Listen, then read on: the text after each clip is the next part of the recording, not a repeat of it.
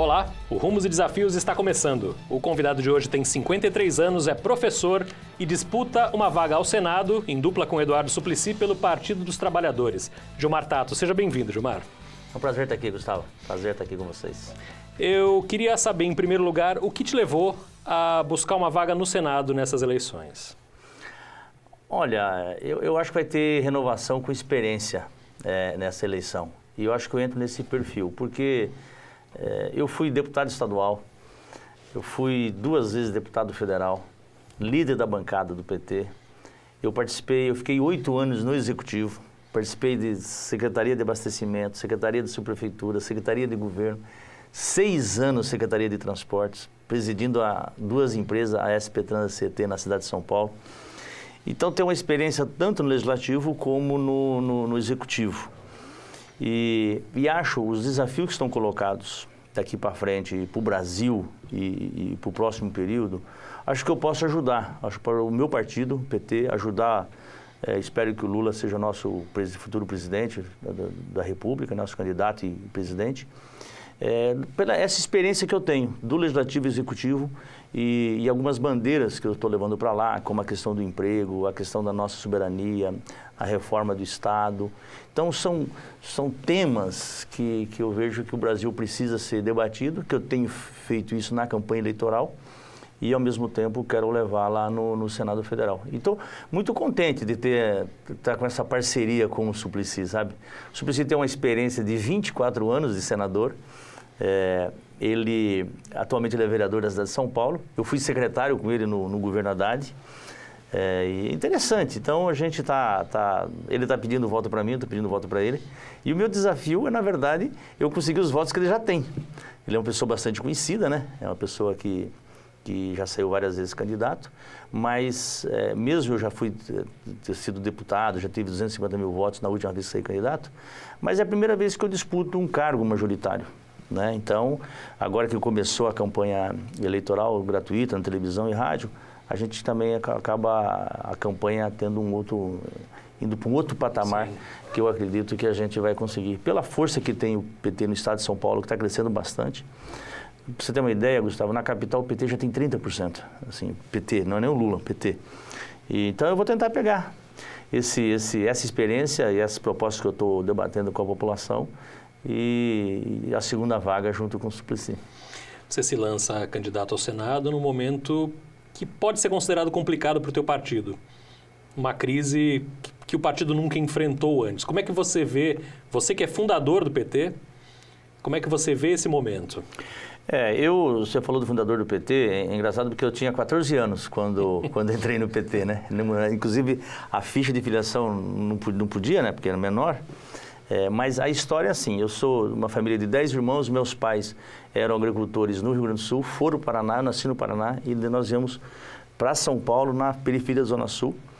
E nós começamos um grupo de jovens na Igreja Católica, SEBS, e foi ali justamente que a gente começou, através de um padre lá, considerado de esquerda, e falou, está surgindo uma coisa nova aí, por que vocês do grupo de jovens não vão atrás ver o que é isso? Né? E aí entrei no PT bastante novo. Então, eu acompanho a trajetória, portanto, do Lula desde o início, uma parte sindical e outra parte do ponto de vista da política.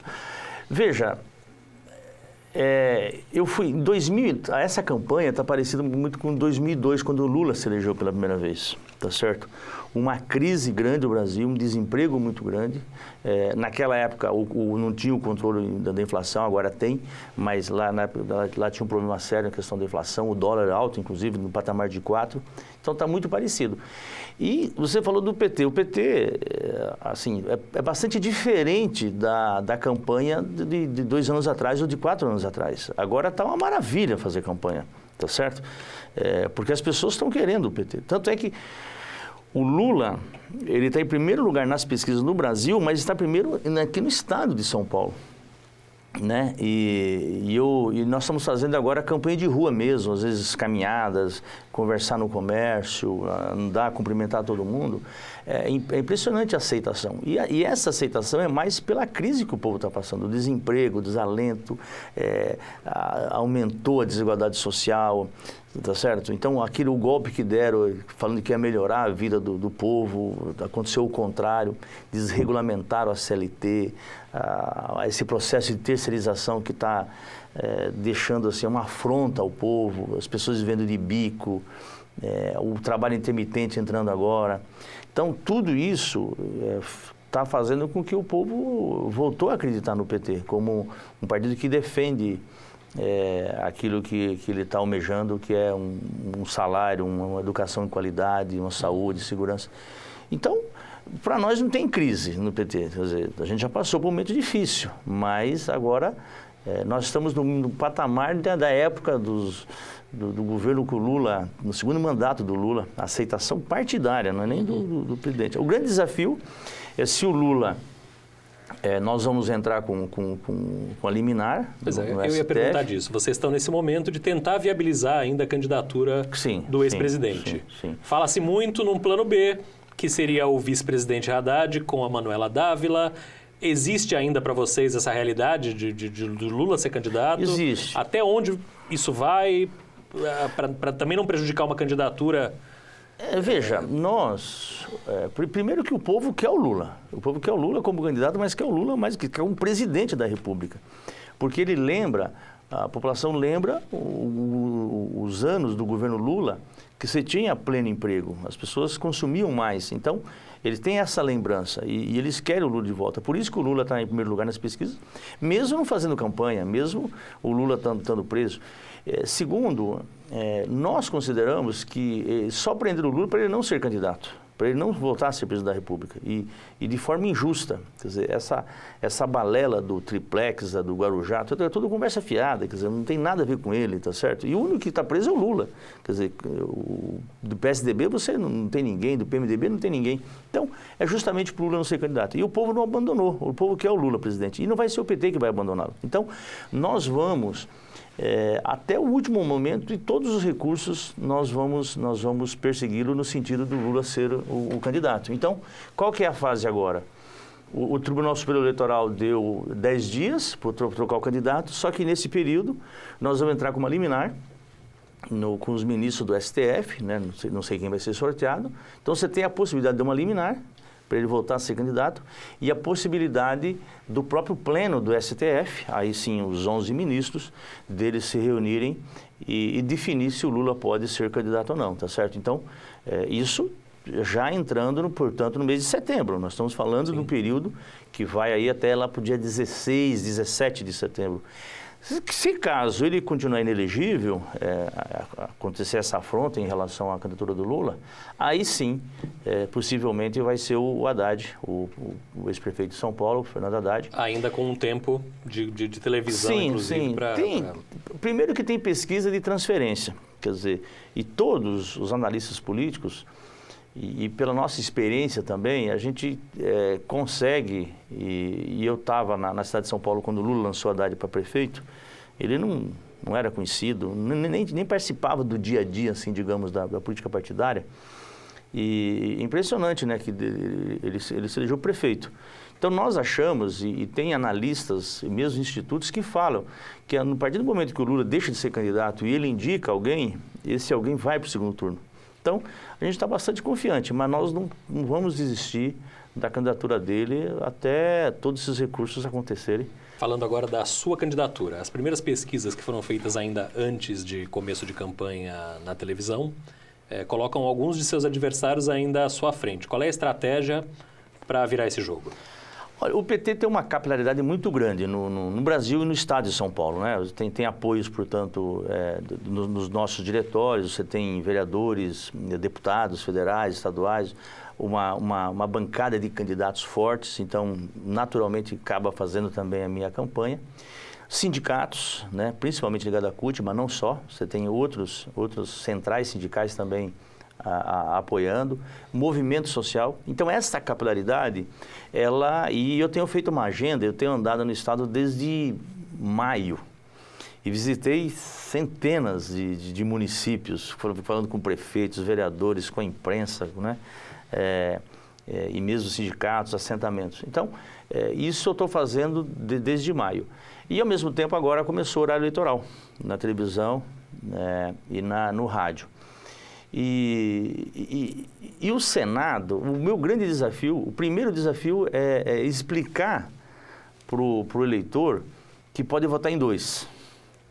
Entendeu? Que muitos não sabem que pode votar em 2. Então, o Suplicy, por exemplo, uma pessoa querida, está em primeiro lugar nas pesquisas, e tem gente que fala, mas eu gostaria de votar no Suplicy. Então, você fala, olha, pô, vota no Suplicy, mas vota em mim também, tá certo? Então, esse é o desafio, explicar que pode votar em 2. Então, essa é a primeira estratégia.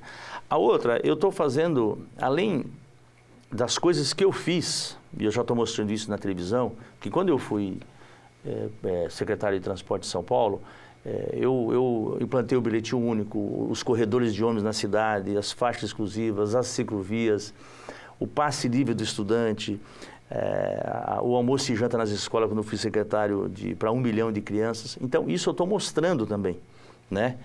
Junto com o próprio Haddad, agora vice, ajuda, tem visibilidade. Então, eu fui do governo dele por 4 anos. O fato da Marta não ser candidata também acabou ajudando, porque ela ainda tinha na periferia de São Paulo uma imagem ainda do governo dela, que eu participei dos 4 anos do governo dela. Então, essa capilaridade do PT, que está crescendo, eu coloco o meu próprio slogan, autorizado pelo presidente Lula, né? o senador do Lula.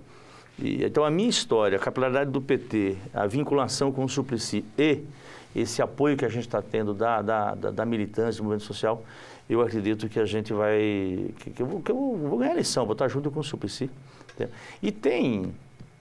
E dados falam que é o seguinte, o eleitor, ele decide, principalmente, quando são muitos votos, né?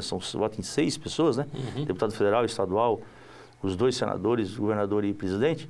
O eleitor, geralmente, ele deixa para outra semana para decidir, principalmente para o Senado. Então, o que eu tenho que fazer? Trabalhar e me apresentar como um candidato ao Senado. É uma experiência nova para mim, né? Eu nunca fui majoritário.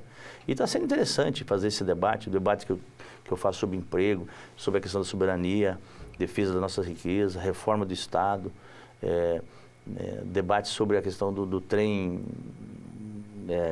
regional de passageiros, sobre o ferro-anel, sobre a distribuição de cargas, a ligação da ferrovia com o Porto de Santos, com o São Sebastião, com os aeroportos de Cumbica, Viracopos, a ligação dessa malha ferroviária e rodoviária com a fluvial. Então, aquilo que é da minha área, eu consigo fazer um debate bastante profundo sobre a questão de logística. Aliás, o meu doutorado é em cima disso, em cima da mobilidade. Uhum. Né? Eu fiz o mestrado e eu estou terminando o doutorado. E além da experiência que a gente teve como deputado, então eu estou bastante confiante que eu vou ganhar a eleição e vou ser o próximo senador por São Paulo, com certeza. Esse é Gilmar Tato, candidato ao Senado pelo Partido dos Trabalhadores. O Rumos e Desafios vai para um rápido intervalo, a gente volta já.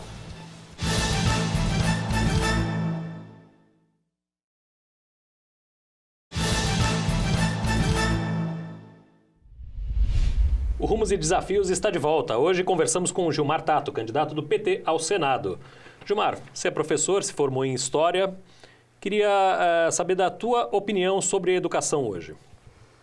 Uma lástima, né? Uma lástima, inclusive, no estado de São Paulo, porque é o estado mais rico do país.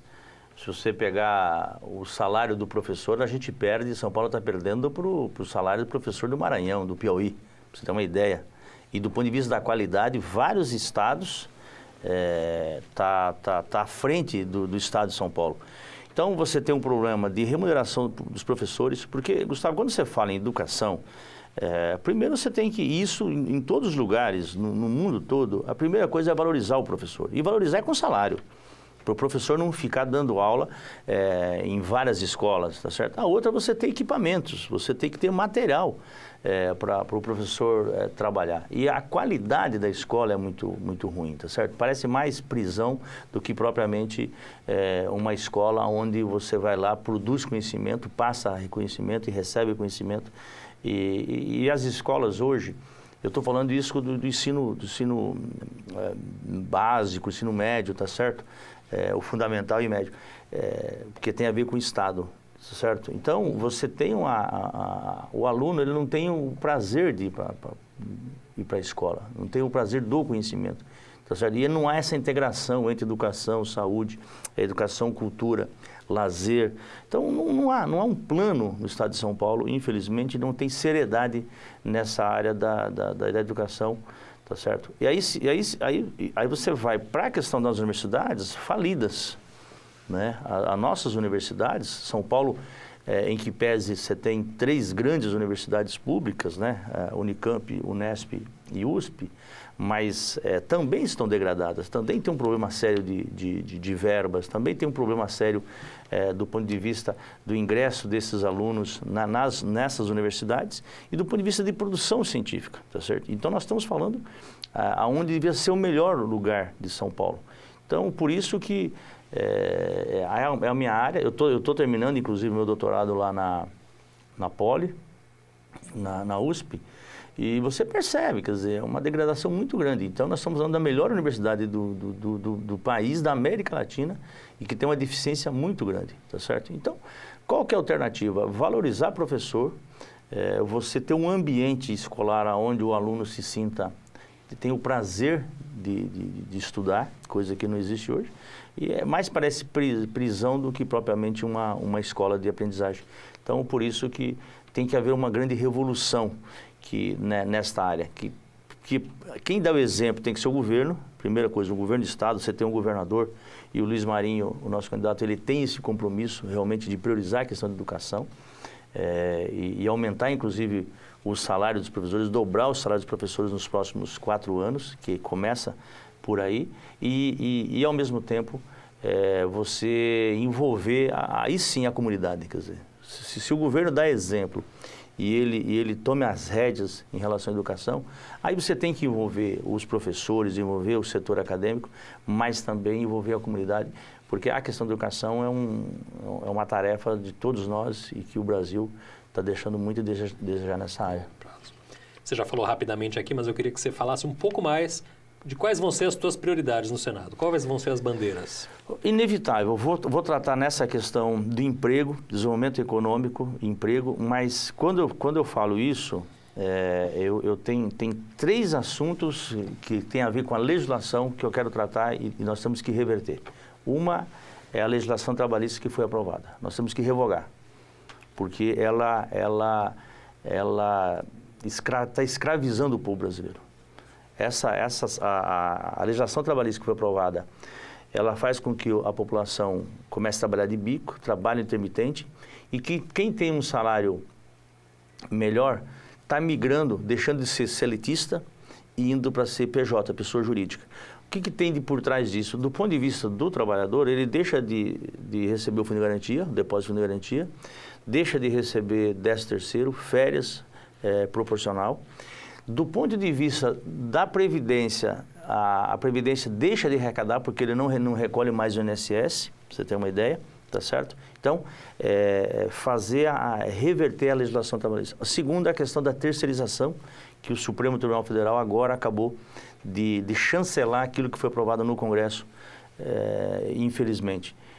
Nós voltar atrás em relação a você terceirizar aquilo que é atividade fim, tá certo? Que você podia, a terceirização era permitido para servir. Tudo que não fosse o objetivo principal da empresa. O objetivo principal, né? Tá certo? Agora não, agora foi autorizado você terceirizar tudo. O que significa isso? Menos salário, tá certo? Significa que você deixa de fazer a contratação direta, você contrata uma terceirizada e, evidentemente, uma precarização muito grande no mundo do trabalho.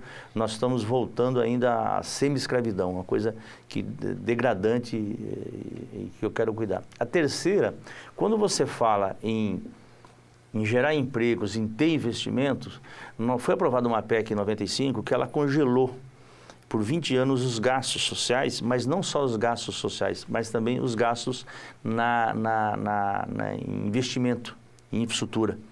E se a gente não mudar essa lei, você não consegue ter uma política de geração de emprego no Brasil e diminuição da desigualdade social, tá certo? Então, esse mundo do trabalho, mundo do emprego, é uma prioridade que eu quero tratar, tá certo? Muito forte. É evidente que aí você pega, na mobilidade é a área que eu mais entendo, a área que eu mais trabalhei, me dedico, estudo isso.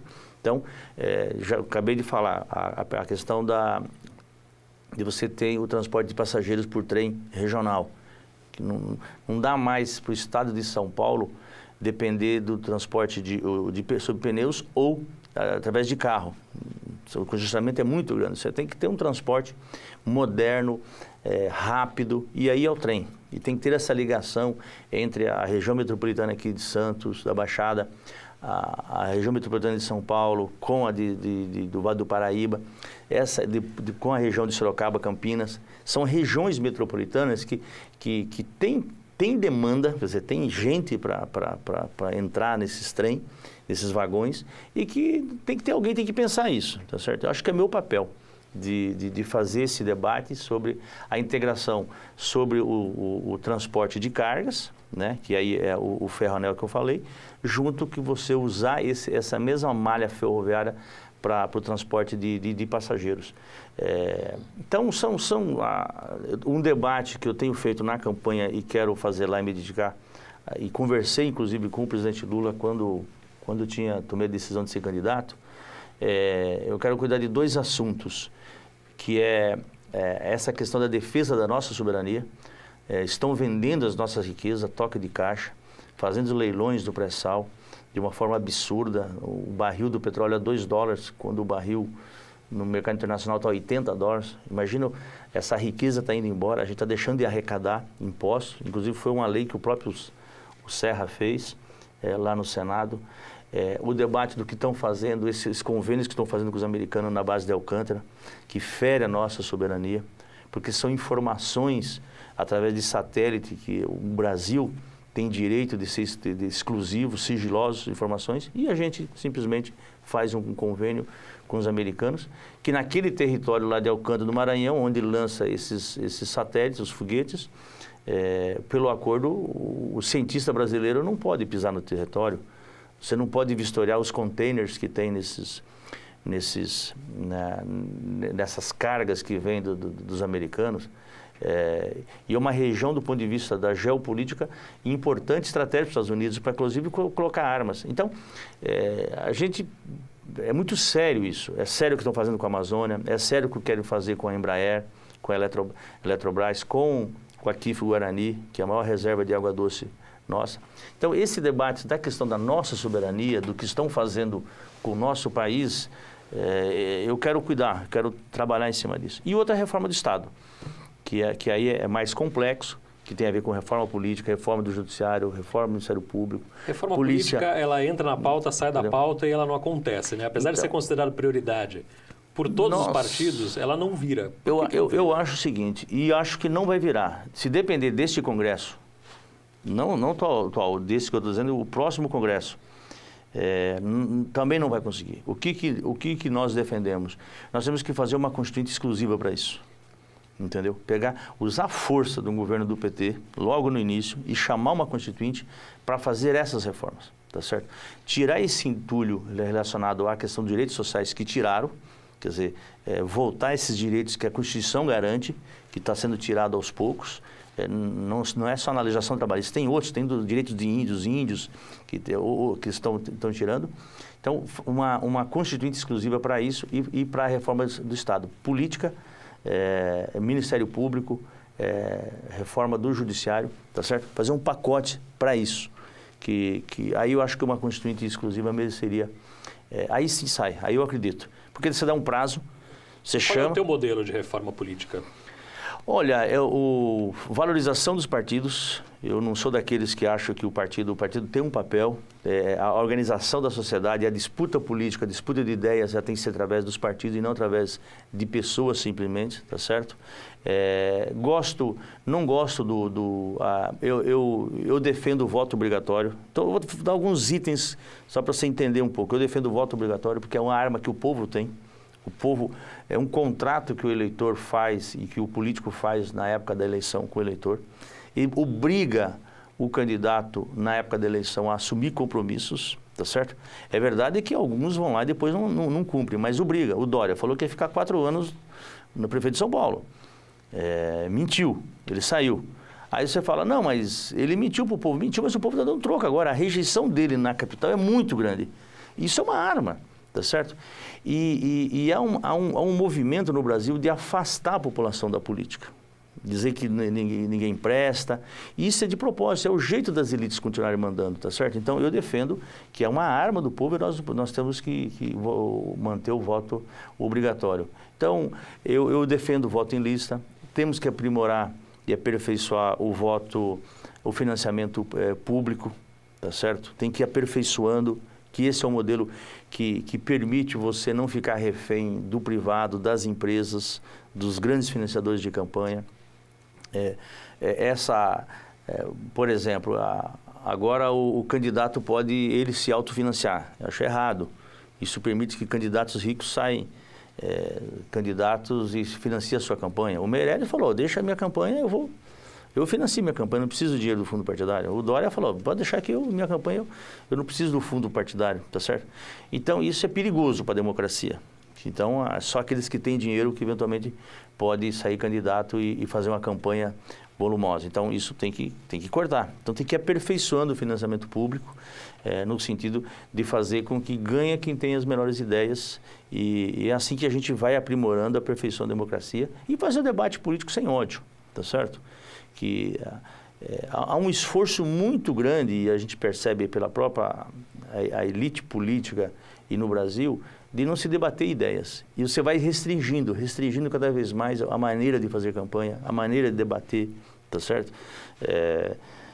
E acho que tinha que ser menos rígido, sabe? E deixar que o povo pudesse debater de forma mais tranquila a campanha eleitoral, que hoje você não pode fazer nada, assim... Hoje, para você me entrevistar aqui, provavelmente você tem que fazer agora o convite para todos os outros, todos os candidatos, entendeu? Então, vai engessando, quando devia ser aberto, né? Praticamente você não tem mais debate nas universidades, nas escolas, entre candidatos, entendeu?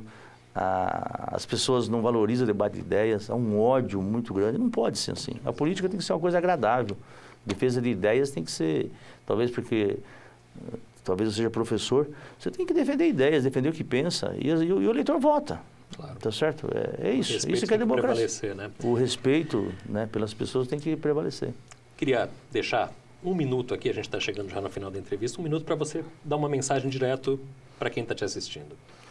Olha, eu quero ser senador justamente para fazer a defesa da classe trabalhadora no Brasil e particularmente no estado de São Paulo. O estado de São Paulo tem perdido muitas indústrias, tem deixado de gerar empregos aqui, porque os nossos senadores não cuidaram do nosso estado e não cuidaram de quem trabalha no estado de São Paulo. Por isso que eu quero ser senador, um senador que vai efetivamente trabalhar em prol de fortalecer os municípios, de fortalecer cada vez mais a luta social, no sentido que os direitos já garantidos, esses direitos eles não terminem como está fazendo o governo Temer. Por isso eu quero ser senador, para junto com o Lula fazer que o Brasil volte a ser feliz de novo.